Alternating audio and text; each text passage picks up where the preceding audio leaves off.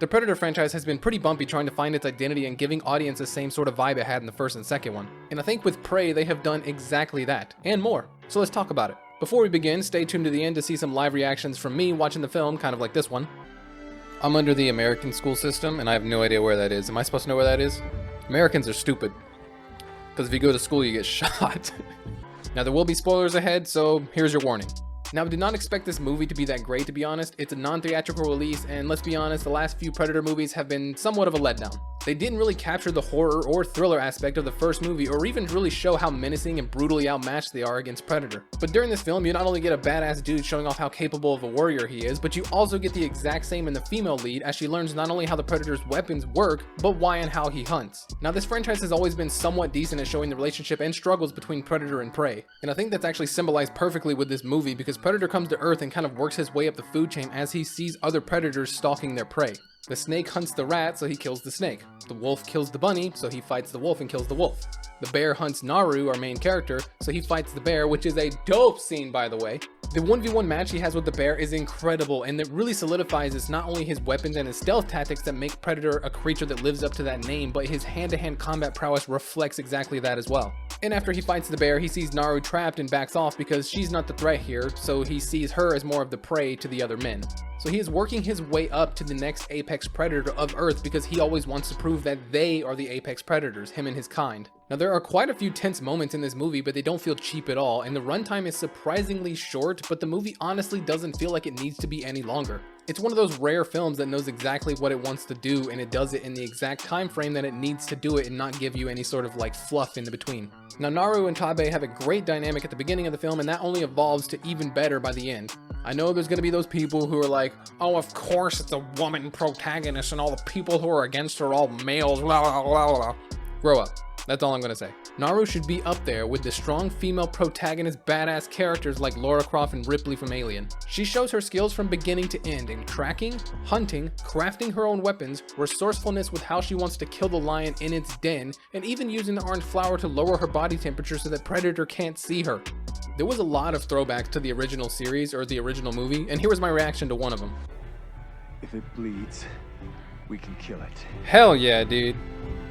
Hell yeah. Put that line in there.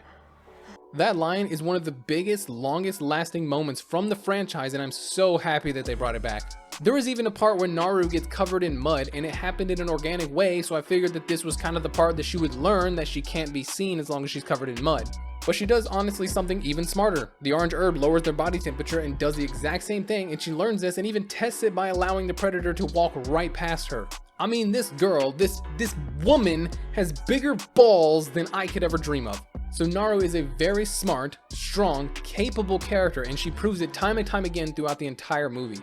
From tracking animals at the beginning to at the end learning how Predator's weapon systems work and using it against him. It's beautifully done. Now, her brother Tabe is also a pretty badass character, and he also proves himself over and over again in this film. But he isn't arrogant about it. He doesn't boast in his own accomplishments and kind of push his sister down on the way up. He wants her to prove herself, and he lifts her up and believes in her at every step of the way. And when it came time for him to get his moment, he proves how incredibly capable of a warrior he is, and he gives Predator a run for his money. Not only did he put up a good fight, but knowing his time was up, he gave another pep talk to his sister for his dying words. What a dope character, dude. I also really appreciate how the writers didn't inject a lot of comedy into the movie. It just kind of gives you a few jokes here and there, but for the most part, I feel like the comedy is really just in the form of physical comedy towards the end. It really comes out in one of the big fight scenes before the finale where the Predator takes on the Musket Men, because some of these ways that these dudes were dying is just hilarious. So Prey will go down as arguably my second favorite of the franchise behind only the original, and sure, the CGI looked a little weird in places, but Predator's mask in this movie was just as menacing as the original's mask, to be honest. It's a horror thriller movie that keeps you hooked throughout the entire thing while giving you very unique story in a very unique time period that I definitely didn't expect the franchise to go in. I hope they keep doing these sort of movies and maybe go back to like the samurai days or something of the sort, something like that. I think it could play off really well. Because if you take away the modern technology while trying to hunt this creature down, you're left with the resourcefulness of the cast of characters forcing you to take a more creative approach. With that being said, I give the movie an 8.5 out of 10. I'm probably going to go watch it again really soon, and here are some of my reactions from my first initial viewing. Hope you enjoy. If that dog dies by the end of the movie, I'm going to be pretty upset. Is that the lion? Oh no, it's the lion's den. Okay. I was about to say, God, what the freak happened to that dude? The dog's gonna die, isn't it? I have a really bad feeling the dog's gonna die. That would be my reaction too, bro. Are you hurt? She just saw him get slashed down the chest. Are you hurt? He's like, I have one. Oh, God. Oh! His is way worse. He just finally diced that dude. Put it in some chili.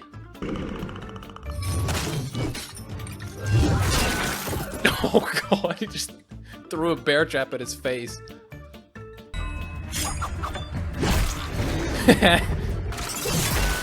Oh, my God. Holy, sorry for the yelling.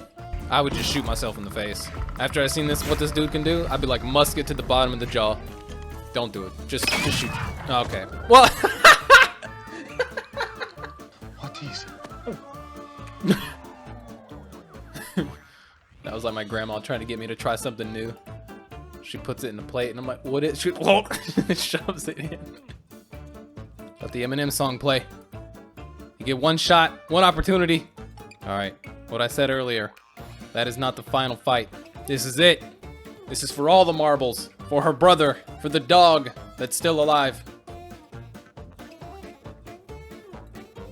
You could say she has the leg up. Is that his arm? He's just like, well, god dang. Oh, the helmet's in the tree, right? Oh, get fuck. I mean, come on, dude. That's baller. I'm not gonna lie. Not gonna lie. I did not expect her to win. I thought she was gonna die.